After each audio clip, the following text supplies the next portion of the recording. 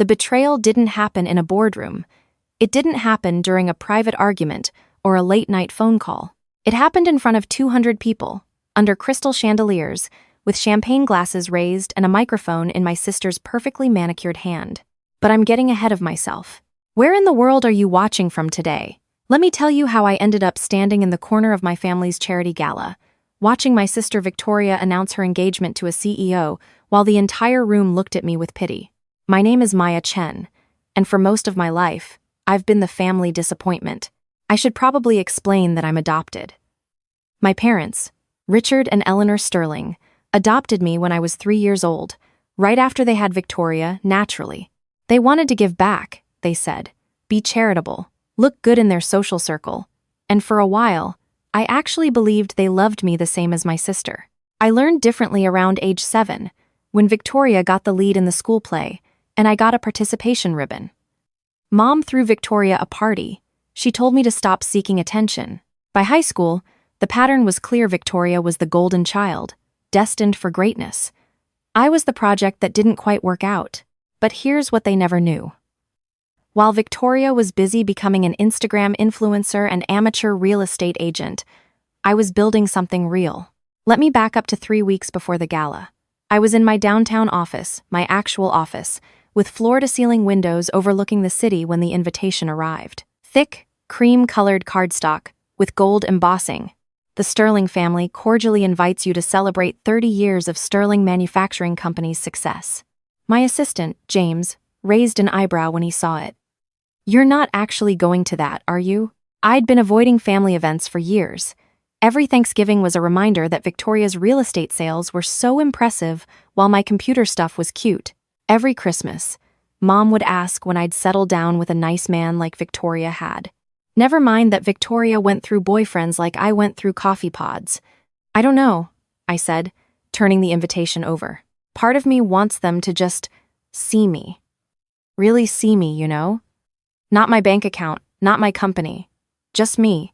James, who'd worked with me since the startup days, gave me a look. Maya, they had their chance to see you every day for 18 years. They chose not to. He was right. But there was this small, stupid part of me that hoped.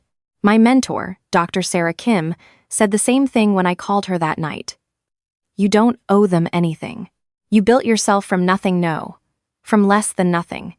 You built yourself from being told you were nothing. I know, I said, staring at the invitation on my kitchen counter. But what if I go, and they finally realize? What if seeing what I've become changes things? There was a long pause. Then Dr. Kim sighed. If you're going to do this, do it on your terms. And Maya, have an exit strategy. So I decided to go. But I made rules for myself. Rule 1, low profile. I'd wear something simple, no designer labels visible. Leave the jewelry at home. Drive my old Honda, not the Tesla. Rule 2, no business talk unless directly asked. I wouldn't volunteer information about my company, my investments, nothing. Rule 3, if they showed even a hint of genuine interest in me as a person, not my money, not my success, just me, I'd give them a real chance. Rule 4, the moment they proved they hadn't changed, I was done. No more chances, no more hoping. I didn't tell them I was coming. I just RSVP'd through the formal channel like any other guest. The gala was held at the Grand View Hotel, the fanciest venue in the city. I'd actually looked at buying the hotel last year, but decided against it. Too much overhead. I showed up in a simple black dress from Nordstrom, nice, but nothing special. My hair was in a neat bun, no diamonds, no designer bag. I looked professional but unremarkable. The moment I walked into the ballroom, I felt like I was 17 again. The room was decorated in my father's company colors, navy and gold. There were ice sculptures, a live orchestra, tables draped in silk. Photos of my father through the years lined the walls at factory openings, shaking hands with politicians, accepting awards. In exactly 3 of those photos, tucked in the background, was a young me, erased but not quite removed. Maya! My mother's voice cut through the ambient noise. She approached in a glittering gold gown, her smile not quite reaching her eyes. You came. How? Unexpected. Hello, Mom. I leaned in for the obligatory air kiss. The invitation said family. Yes, well. She glanced around, as if checking who might be watching us. We weren't sure you'd make it. You're always so busy with your computer work. 10 years of building a tech company that revolutionized supply chain management, and it was still computer work. Where should I sit? I asked. Mom's eyes flickered. Oh, well, we have the seating chart all arranged. You're at table. Let me see. Table 18, near the back. We had to accommodate so many important guests, you understand. Table 18. Out of 20 tables, I was seated with the vendors. Of course, I said evenly. I understand perfectly. I made my way to my assigned table. The other people there were pleasant enough, the caterer, the event photographer, someone's assistant. They made polite conversation. I smiled and nodded and felt like I was watching myself from very far away. Meanwhile, at table 1, right in front of the stage, my family held court. My father in his custom tuxedo, my mother in her gold gown, and Victoria. Oh, Victoria. She'd outdone herself. Her dress probably cost more than most people's cars, a champagne-colored gown with crystals that caught every light. Her hair was styled in elaborate waves. She wore the diamond necklace that used to belong to our grandmother, the one that was supposed to go to whichever granddaughter married first. I'd never wanted it anyway. The evening progressed with speeches and toasts. My father talked about building his company from the ground up, conveniently forgetting that his father had given him the seed money. Several business partners spoke about Richard Sterling's vision and leadership. Not once was I mentioned. Then dinner was served. I ate my salmon and made small talk with the photographer, who was actually pretty interesting. She told me about her daughter who wanted to study computer science. You should encourage her, I said. There's a lot of opportunity in tech. Do you work in that field? She asked. Before I could answer, the lights dimmed. A spotlight hit the stage. My father stood at the microphone. Thank you all for being here tonight, he began. 30 years ago, I started Sterling Manufacturing with a dream and determination. Tonight, I want to celebrate not just the company's success, but family. Family is everything. He gestured to my mother, who joined him on stage, then to Victoria. My daughter Victoria has always made me proud, my father continued. She understands the value of hard work, of building something meaningful. She's successful in her own right, and tonight, I'm thrilled to share that she has an exciting announcement. Victoria practically glowed as she took the microphone. The spotlight loved her. It always had. Thank you, Daddy, she said, her voice sweet and practiced. Tonight is so special for so many reasons. First, I want to thank my amazing parents for showing me what success looks like, for teaching me that mediocrity is never acceptable. My grip tightened on my water glass. And I'm so excited to announce, Victoria continued, her voice rising with drama, that I'm engaged. The room erupted in applause. A man I didn't recognize joined her on stage, tall, handsome, wearing an expensive suit. This is Derek Thompson, Victoria announced. Some of you might know him. He's the CEO of Thompson Logistics. More applause. My mother was crying happy tears. My father was beaming. Derek and I met at a business conference. Victoria went on, and I just knew he was the one. He's successful, ambitious, everything I've always wanted. Unlike some people, she paused, her eyes scanning the room until they landed on me. Derek understands what it means to build a real career. The photographer next to me shifted uncomfortably. Some people think success is just about having a job, Victoria continued, and I realized with growing horror that she was building to something. They think showing up and doing the bare minimum is enough. But Derek and I, we believe in excellence. In actually achieving something. She was looking directly at my table now. In fact, Victoria's voice took on a sympathetic tone. I want to give a special shout out to my sister Maya tonight. Maya, stand up, honey. Every head in the room turned to table 18. The spotlight swung to find me. I stood slowly, my heart pounding. Maya and I grew up together, Victoria said, and I love her so much. Even though she's struggled, even though she's never quite found her path, I've always tried to be there for her.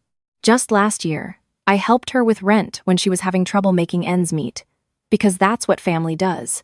The room was silent, except for a few sympathetic murmurs. Maya, I hope you know that even though we're in very different places in life, I'll always be here for you, Victoria finished. her tone dripping with false sincerity. I felt 200 pairs of eyes on me. Pity, judgment, embarrassment. And something inside me snapped. Not the Victoria part I'd expected her to be cruel. That was who she'd always been. It was my parents. My father was nodding along, proud of Victoria's generosity.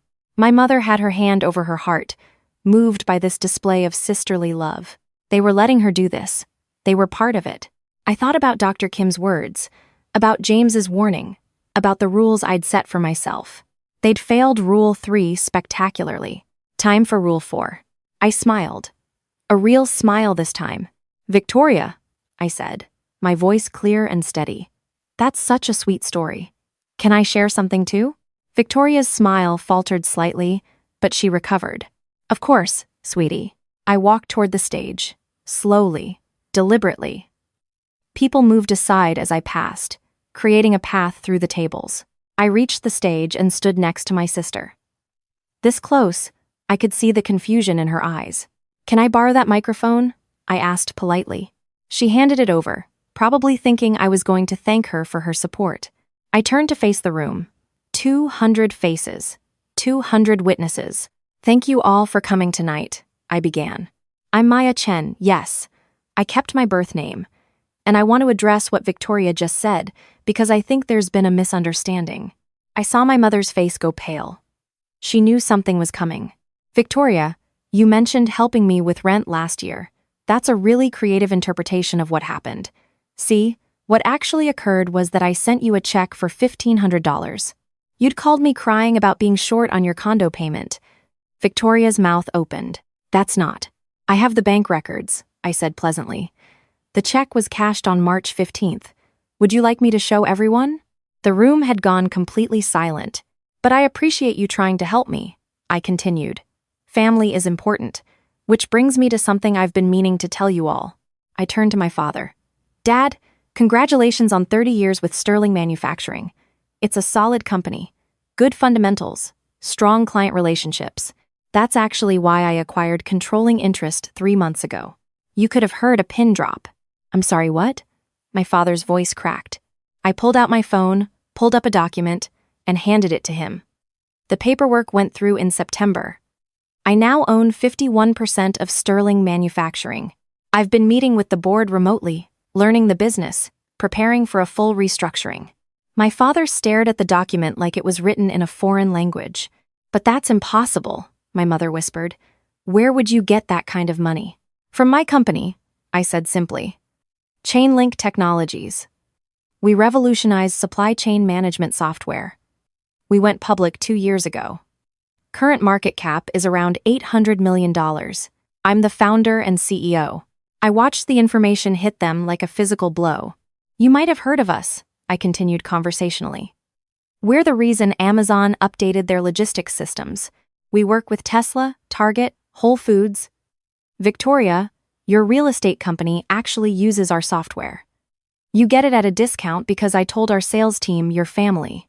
Victoria looked like she was going to be sick. "And Derek," I turned to her fiancé, who'd gone very pale. "Derek Thompson, right? VP of Operations at Thompson Logistics?" "CEO," he corrected weakly. "No VP," I said firmly. "Your father is CEO. You report to him." "I know, because Thompson Logistics is one of our clients. We did a system integration for them last quarter. I was in the meetings. You weren't important enough to attend." Derek's face went from pale to red. "Actually, Derek, there's something else." I pulled up another email on my phone. "We're in the process of acquiring Thompson Logistics. The deal closes next month, which means technically you'll be reporting to my COO, who reports to me." Victoria's hand flew to her mouth. "So just to clarify the facts," I said, turning back to the room, "I'm not struggling. I haven't been for about a decade. I own this company." I gestured around. "I also sponsored tonight's event." My mother made a choking sound. "That's right, Mom. When you were organizing this gala and talking about how expensive the venue was, the Grandview Hotel, I own it. I bought it 6 months ago. The manager called me personally to confirm the Sterling party. I approved it. I even approved the discounted rate Dad's company got." I looked at each of them in turn. "My father, his face red with shock and anger. My mother, tears streaming down her face for very different reasons now. Victoria, absolutely frozen. I came here tonight hoping for one thing, I said softly, but the microphone carried my voice to every corner of the room. I hoped that maybe, just once, you'd see me as a person, not as the adopted kid you kept for appearances, not as the disappointment, not as someone to pity or patronize, just me. I let that hang in the air for a moment, but you couldn't even do that. You put me at table 18 with the vendors. You let Victoria humiliate me in front of everyone here. You participated in it. I looked at my parents. You stood there and nodded along while she lied about supporting me. Maya, sweetheart, if we'd known my mother started. That's exactly my point, I interrupted. You didn't know, because you never asked. In 10 years, you never once asked me what I was building, what I was creating. You just assumed I was failing, because I wasn't doing it your way. I handed the microphone back to Victoria, who took it mechanically. Congratulations on your engagement, I said to her. I hope you and Derek are very happy. Though Derek, you might want to update your LinkedIn. The CEO thing is misleading. I turned to walk off the stage, then paused. Oh, and about the restructuring at Sterling Manufacturing, I'll be implementing it starting Monday. We're eliminating redundant positions, improving efficiency, and cutting costs by about 30%. Dad, you'll get the details from the board. They have my recommendations. I walked off the stage, through the silent room, past table after table of shocked faces. James was waiting by the door. I'd texted him earlier to be ready. How'd it go? He asked, as we headed to the car. Rule 4, I said simply. He nodded. Good. You hungry? I know a great dumpling place that's still open. We went for dumplings. I didn't look back. The next morning, my phone exploded with messages. My mother, my father, Victoria, even some relatives I hadn't heard from in years. All wanting to talk, to explain, to work this out. I blocked them all. Dr. Kim called around noon. I saw the video. What video? The gala was being live-streamed for remote guests. It's on YouTube, has about 2 million views already. I groaned. The comments are pretty supportive, actually, she said. A lot of people relating to the family dynamics. You okay? Yeah, I said. And I meant it. I'm good. And I was. Work continued. Chainlink kept growing. I promoted my team, hired more people who actually appreciated innovation. The Thompson Logistics acquisition went through. Derek quietly resigned a week later. The restructuring at Sterling Manufacturing was successful, despite my father's protests. The company became more profitable within 6 months. I never spoke to my family again. Not at Christmas, when my mother sent an expensive gift basket with a card begging me to call.